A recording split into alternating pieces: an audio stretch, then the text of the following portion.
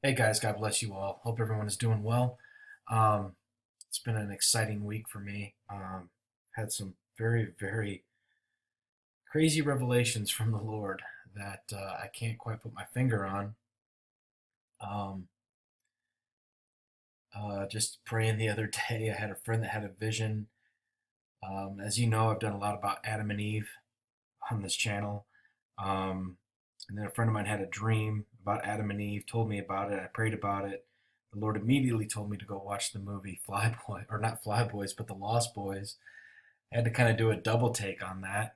Uh, but anyway, it's stuff that'll all come out later on. Um, I've been praying about it. I've been praying about showing people, but um, for now, I think it's just private. But anyway, um, God bless you all, and I tell you what, if it's amazing revelations. That's all.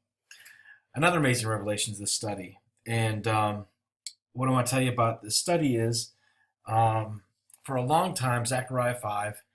I always thought, and the Grox always brings up the fifth age. Okay, yep, I can see this being the fifth age, the fifth kingdom, the iron and clay kingdom, which we know the metal and machine, the mark of the beast, all that stuff.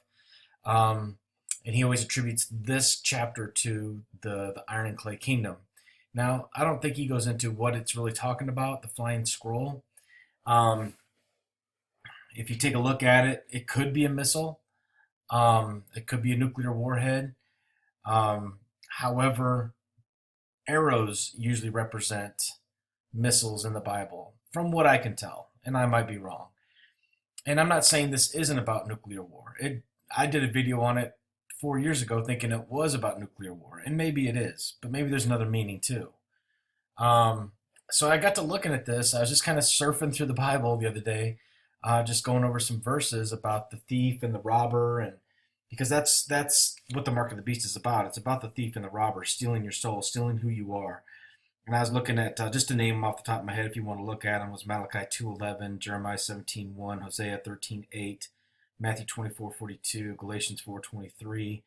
And I was looking at the Strong's word for mixing, which is Arab, just different things. And I was just like, this is all kind of weird. And I got to Zechariah 5 and I started reading it.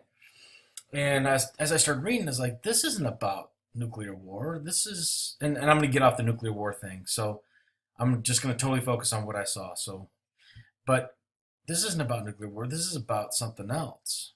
And as I sat there looking at things, maybe it was a missile, but I think it's, I'm kind of reading my notes up here. I'm sorry, but it's a flying scroll. Okay, it's a flying scroll. It's not in flames. It's not showing any fire coming from it.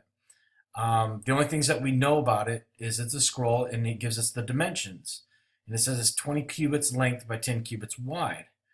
And that's kind of a chubby, warhead to me, but it nonetheless could still be. Um, but I think there's something interesting here, something more interesting. Then I turned and lifted my eyes, and I looked, behold, a flying roll. Okay? And so in Zechariah, seeing this book, it's a flying book essentially. This is the way they recorded information. This is the way they uh, uh, recorded everything that happened, history, messages. The king would seal it with his ring signet to show that it was authentic. It was a security thing. Um, so when you look at the coordinates, it comes up with volume, okay, from 4039. Volume in the Psalms has a very interesting way David uses it. And he says, then I said, lo, I come, and in the volume of the book it is written of me. I delight to do thy will, O my God. So the volume of the book is written of me. Okay. Let's see where this goes. So the microchip implant that everyone's talking about, Dr. Oz even talking about it the other day. Oh my goodness. Anyway, this is a book written about you, the implant. It's going to have all your information, your databases, your personal information, your medical history, medications, contact information. It's going to let you into your home. It's going to connect to your phone. It's going to do all this stuff. It's going to be a book about you. Do you see where we're going with this? This scroll was a volume or a book written of you. All your information. Okay. What I think Zechariah has seen is a flying book or scroll of information about you as the individual, a written record of who you are, just as David exclaimed in Psalm 47. I thought it was something else, but 47. Man and machine are not one. Okay? Man and machine, we are created separately. This isn't even, machine's not even a creation. It's a, maybe it is, but anyway, it's not part of God's plan for you. All right? Okay. The separation between man and machine can become theoretical because the technology can be perceived by the human as being part of the body.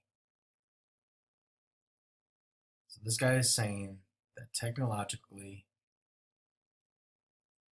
we can see ourselves being one with technology, essentially, is what he's saying.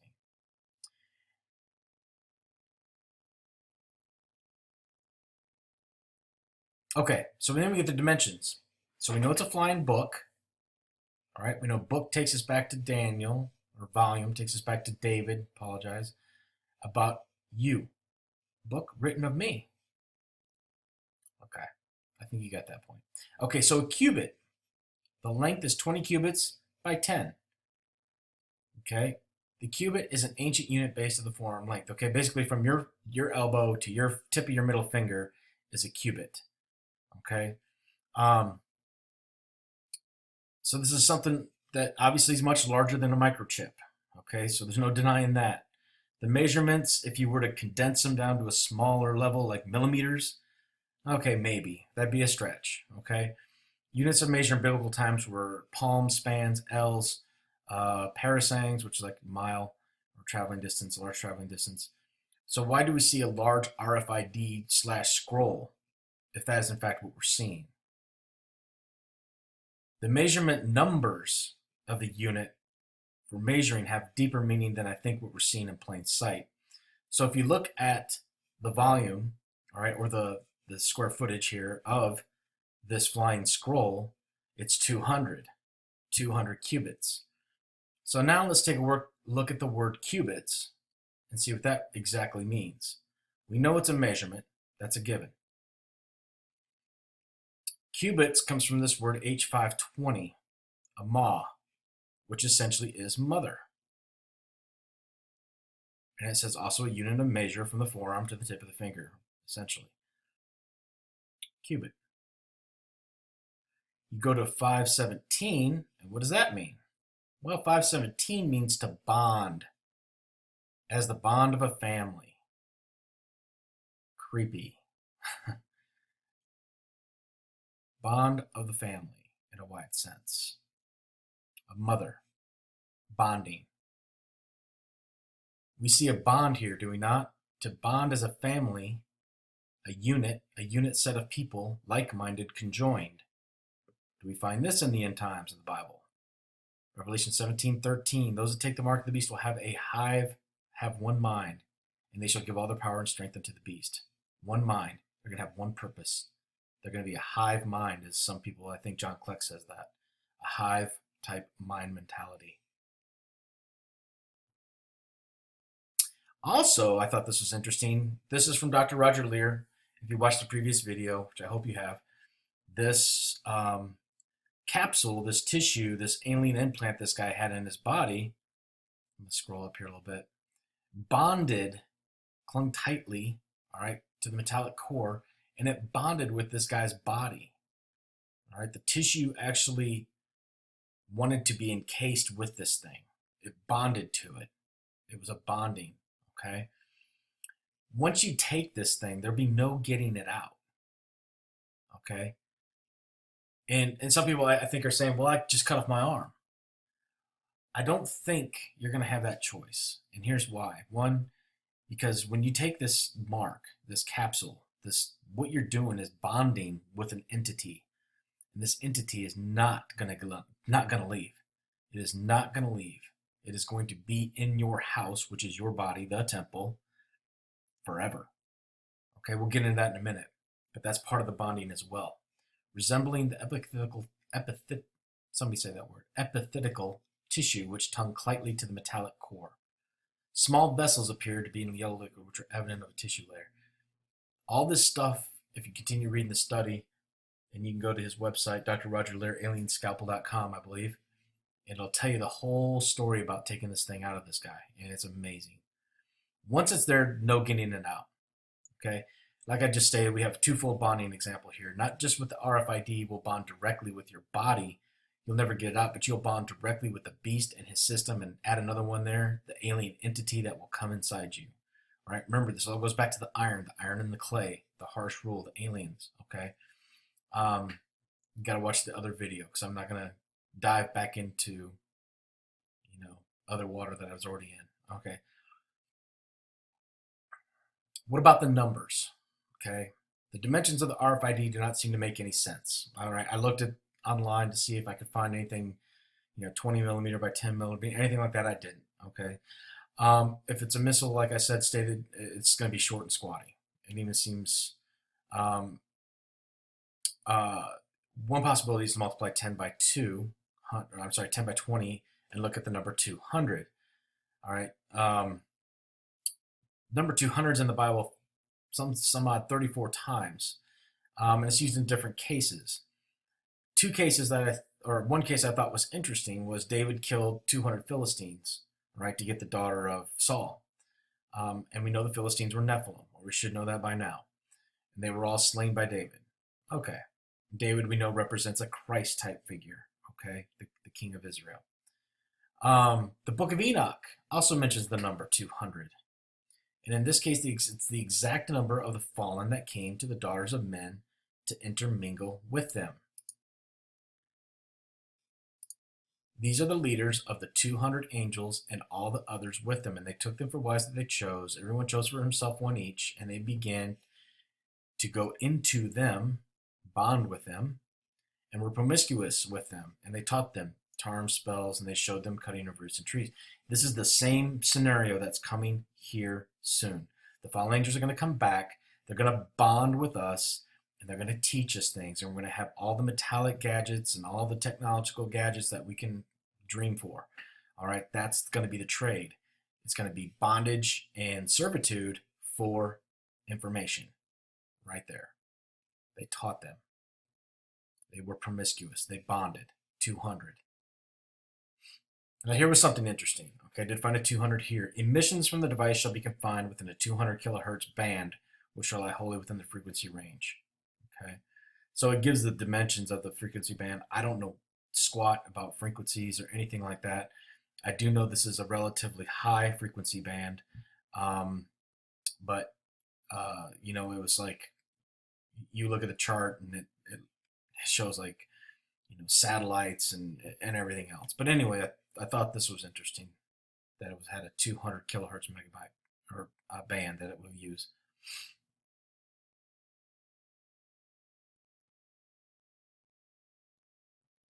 Okay, the Bible continues to state in Zechariah 5, this is the curse that goes forth over the whole face of the earth, over the face of the whole earth. For everyone that stealeth shall be cut off on this side, according to it, and everyone that sweareth shall be cut off on that side. This and that side. Pay attention to that. This and that side. Cut off, cut off. This side, cut off on that side. So here we go. Curse is Allah. Right here.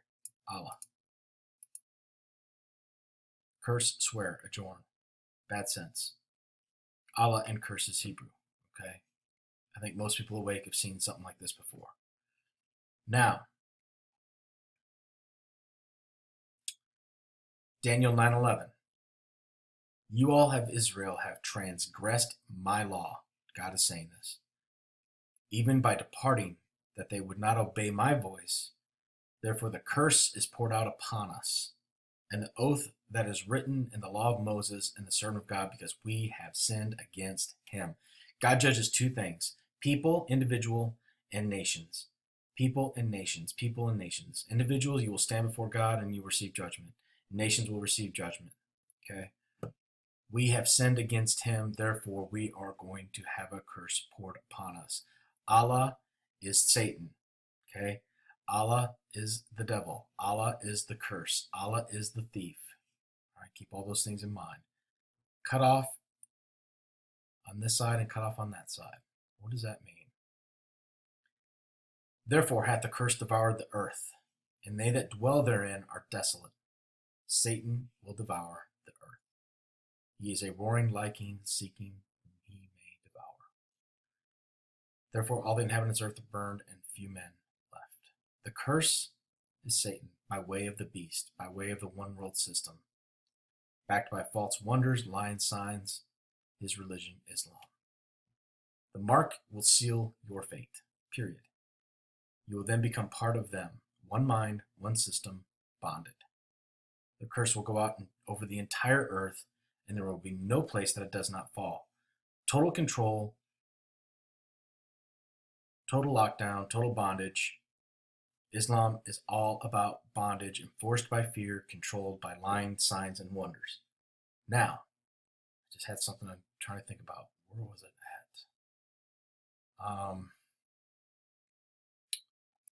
Sorry, I can't remember. Okay, we'll keep going. Stealing and swearing will cut you off. What does that mean? When the mark of the beast comes onto the scene, every need you have will be totally dependent on the Lord. Every drop of water, every crumb of food, every stitch of clothing, every branch for shelter, whatever it is, you are going to have to rely completely on him and not the world. I discussed this in my last video at great length. The time for luxury is over. Okay? Time for the boats, time for the nice homes, time for the nice cars, jet skis, gold necklaces, whatever. The time for luxury is over. God will provide your needs, but he's not going to provide you any luxury. Okay? It's not going to be pretty. The fear of man bringeth a snare, but whosoever put his trust in the Lord shall be safe.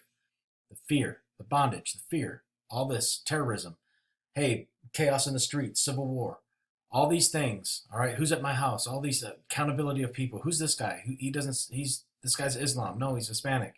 You know, I say that jokingly, but that's going to be the reality. Nobody's going to know who is who, and that's going to bring the snare, which is the mark. But you who trust in the Lord shall be safe. Terrorism, civil war will bring about the mark of the beast. To instill control and gain peace, this will be their excuse. It will be the fear of men that brings this about. You must trust in the Lord for all your needs, everything. Grace and mercy will have been gone. Jesus' sacrifice will no longer cover your sin. This is why stealing to gain things you want or need will have the consequence of death. The law will come back. Additionally, swearing an oath and taking the RFID chip will also doom your fate and give you an eternal death. As the verse states, if you steal for your benefit, then you are cut off. You will have to die for the Lord, for your wages of sin are now death at this time. And consequently, taking the oath or curse, you will also be cut off eternally. The verbiage used is that side, meaning the after, the eternal, the other side. And this side, meaning the physical death. Does everyone understand that? So when you come back here, we'll just go over it real quick. Stealing is cut you off on this side, in the physical. Wages of sin are death at this point. You are cut off on this side. Okay? Everyone that sweareth and take the oath and take the mark. Yes, I will follow Allah. Yes, I will be a Muslim. Or yes, I will take the mark of the beast. Yes, the beast is God. Shall be cut off on that side eternally. Does that make sense? Okay. Everyone says yes, so we'll move on. Okay, here we were. I will bring it forth. Okay, God does this, guys. God does this. There's no doubt. There should be no doubt in your mind. God is doing this to get people off the fence. Are you gonna follow and trust me? God loves those who have faith. If you have no faith, I'm not saying He doesn't love you, but God loves those with faith. Okay, God will still love you, but you got to show faith. Faith. It's hard, yes. It's very difficult. It is very difficult, but you must show faith. It's pleasing to Him. Because you have faith in the world, I can go down to the market and grab me a new Ferrari or a gallon of milk. You have faith in the world, but where's your faith in God? Okay? And God does work. God does work. Okay? He's going to bring this forth. God says, I form the light, create darkness. I make peace and create evil. I do all these things. God uses Satan for his little puppet to do the bad things, all right, to make us get off the fence. I will bring it forth, says the Lord. It's under God's complete control, all part of his plan. He's building a kingdom, right? When you build a kingdom through hardship and sorrow, hence tribulation, you are birthing a kingdom. Birthing a kingdom. That's what Revelation 12 is all about, birthing a kingdom. Any kingdom worth anything is built through hardship and hard. That's supposed to be hard work, not handwork, and hard work. Ask any military commander.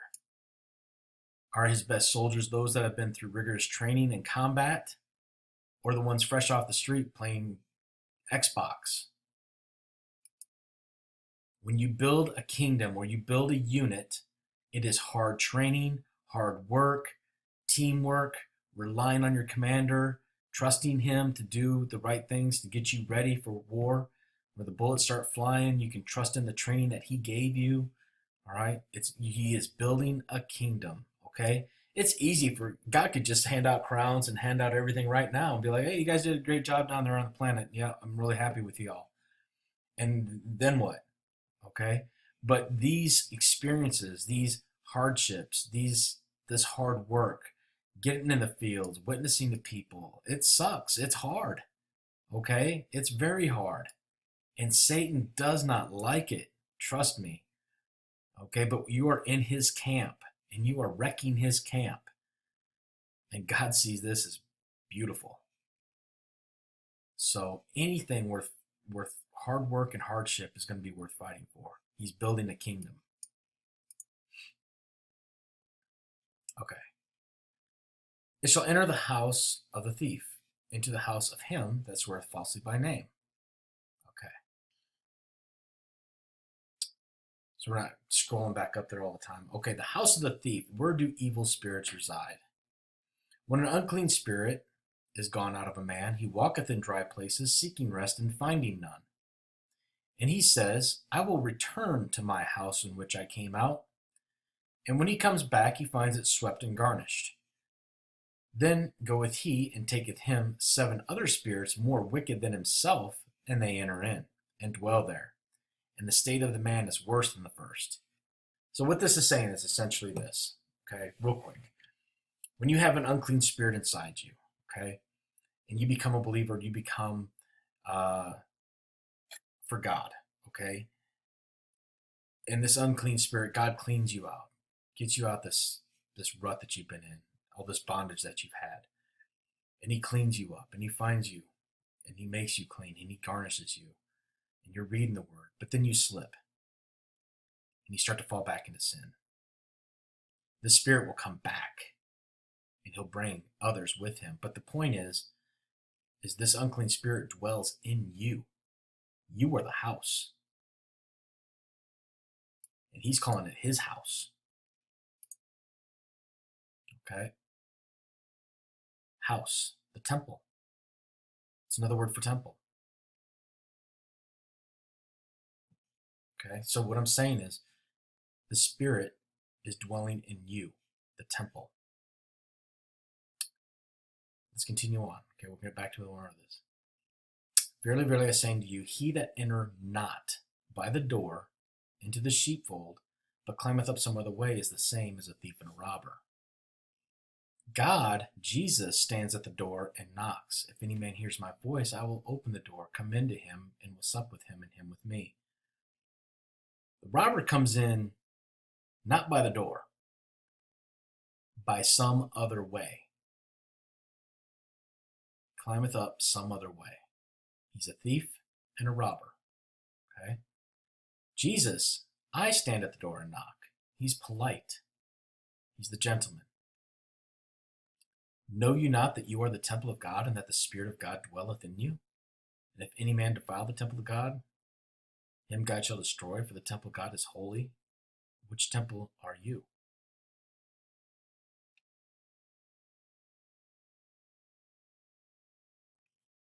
House of the thief. It shall enter into the house of the thief.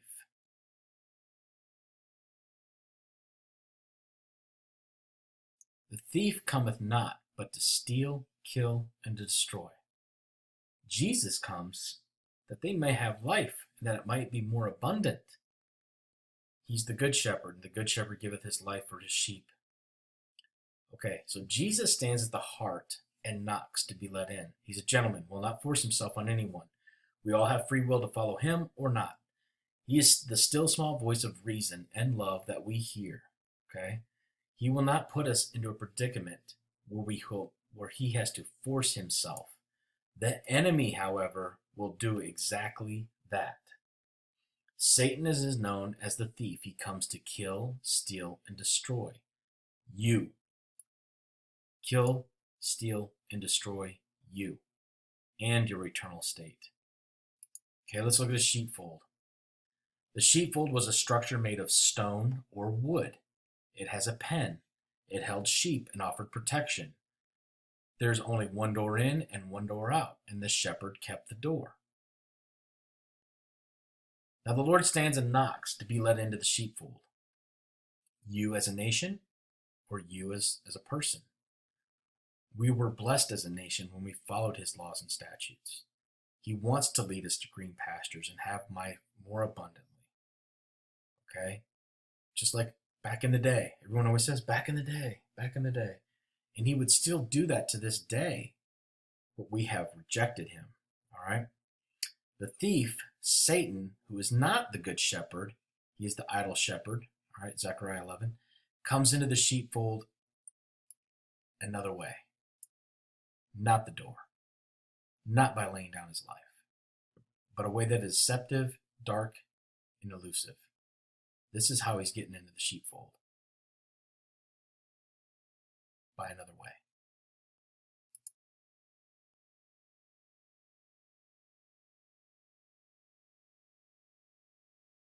He's entering the temple another way. The idol shepherd. He's lazy. He didn't die for you. He didn't do anything for you.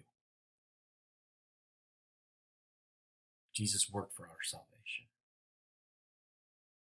This is how the thief, Satan, Allah, the curse, the enemy, the idol shepherd will enter into the sheep and the sheepfold, and then the result will be they'll scatter, and they will have no shepherd to lead them. What about those that swear falsely by my name? Islam does everything in the name of God. However, this is not God Jehovah, the Creator. What they are really worshiping is this guy.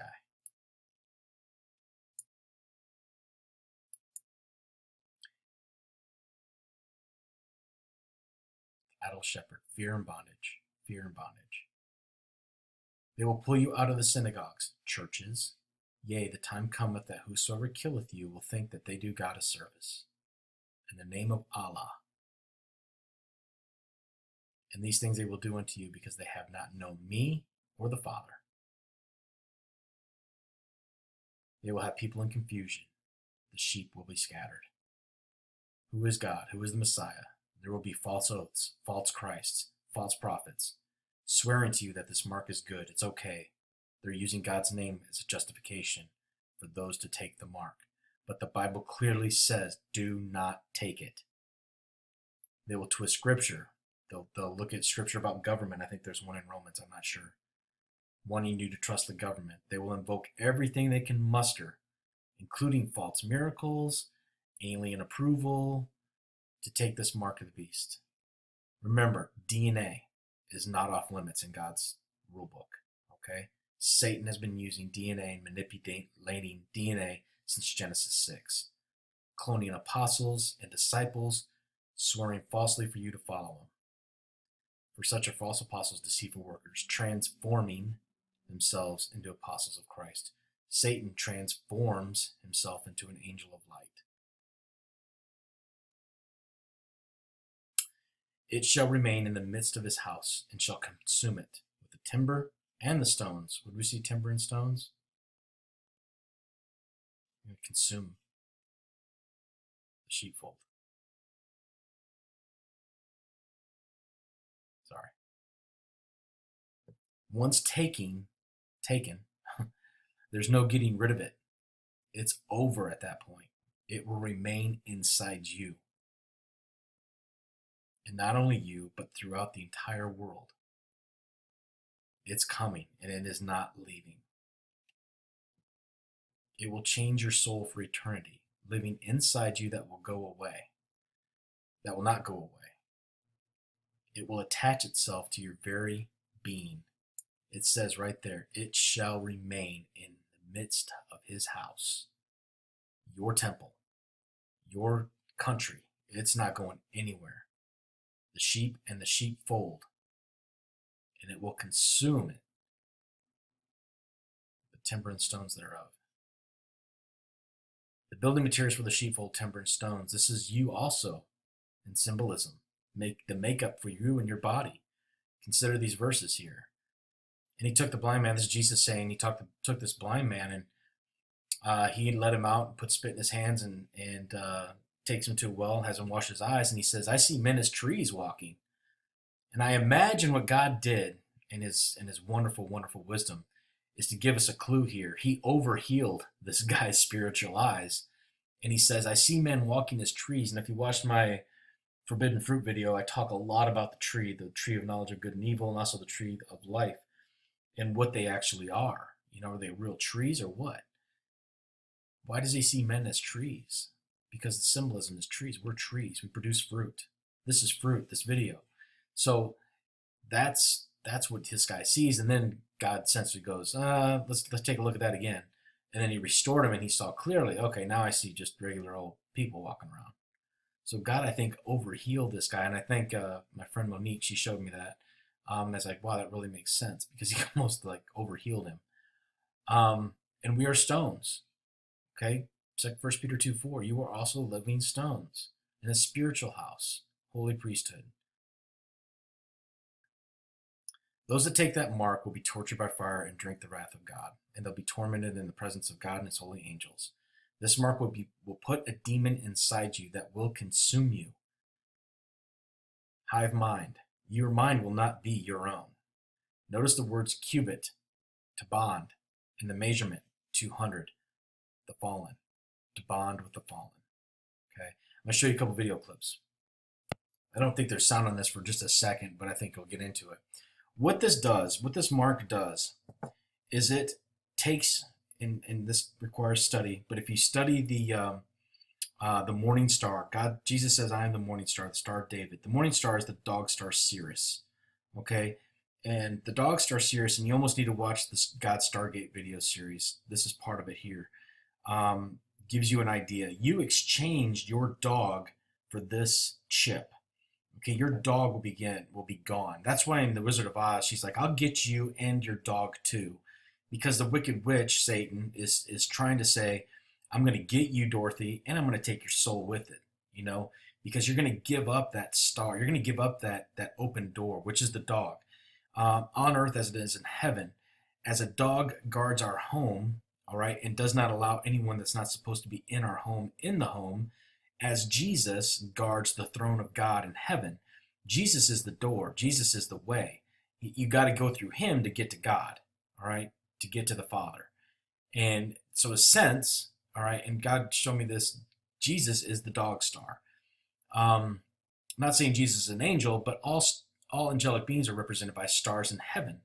And the dog star, which is the brightest star in the sky, the rainbow star, is um, Jesus Christ represented. The dog star, unconditional love, lays down his life for the sheep. I mean, it's the. Let me show you. Maybe this. I'll just breeze through this real quick. This is a little thing I hand out once in a while. God is dog spelled backwards. Is a reason or is it a coincidence? This kind of gives my backstory here. Um, Jesus is referred to as the morning star. Angels are also referred to as stars, but Jesus specifically is the morning star. So is Satan, but he fell. Okay. Um, Jesus, the dog star, is the brightest star in the sky. It flickers a multitude of colors. The rainbow star, light of the world. Okay. Bible states that Jesus is the only way into heaven. I am the way, the truth, and life. No man comes to the Father but through me. Heaven is Jesus' home. Jesus is the way into the home of the Father. So we can deduce that heaven is home. Jesus is the way. So the Lord's Prayer on earth as it is in heaven. God shows us earthly things to show us things in heaven. He's the protector of our family. Psalm 91:2. The dog shows unconditional love. Psalm 58:2. Does the dog stand watch for the enemy? Of course, Psalm 121:7-8. So anyway, just uh, just a quick thing on this. Okay, there's 5 videos done on this, so you're gonna have to kind of take a look. All right, let's take a look at this.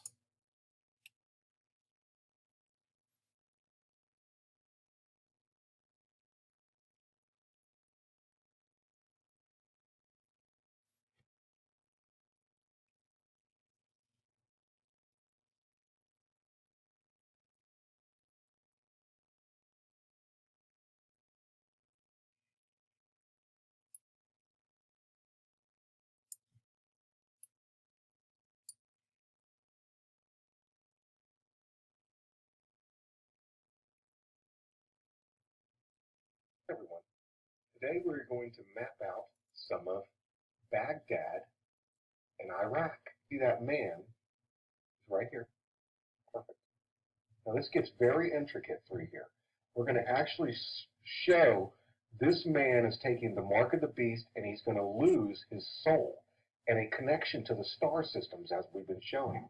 A connection to the dog star Sirius, which is the star of Bethlehem and is actually part of God's throne. This represents the Pope, and he's doing something pretty nasty here. This involves a change of spiritual things. This has been shown before, something actually coming out of the nose of this big dragon will go into this man and possess him. And at the same time, this Pope is pulling out his little connection to the dog star Sirius, as I've shown before, which looks like a little dog. Right in there. See that little dog in there perfectly? We are connected to the star systems. In the Bible, it talks of that the man of perdition will go into the temple of God. That has been determined in many different ways. Some people have said it will be into the temple of man. You see how the dog is coming out? And then this little thing that is seen as this little clown before goes in, right? There. See here?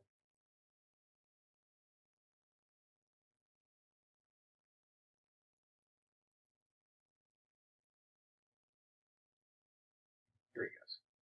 This man right here. Now they're taking our connection to the dog star Sirius out of our head. It's basically our sacrifice, like our Lamb of God. This dog is being taken out of this man's head. Right here. You can see this. And they're putting this lizard in here. This darn reptilian connection, which is in the Bible, where they're blending the DNA together.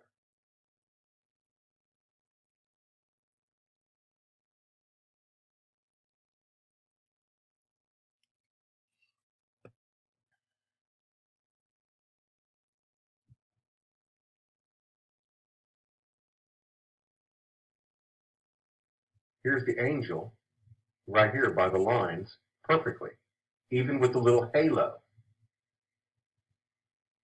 Right there. See the angel with the halo, and the wings are actually Jerusalem. And then they are taking the muzzle off of the dog star.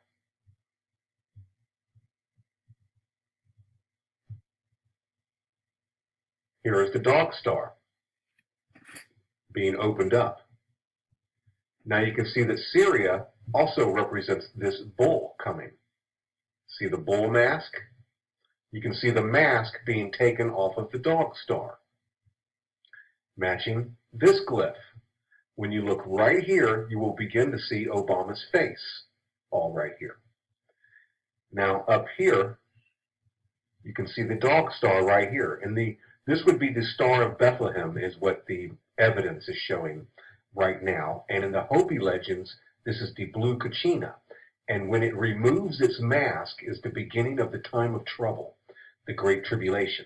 And you see the bull right here kicking the mask off of Obama and off the dog star at the same time. That is when this arrow flies over the two domes that we keep showing. And that rapture again, here's the phoenix. Then they get the great sword for the second horseman of the apocalypse.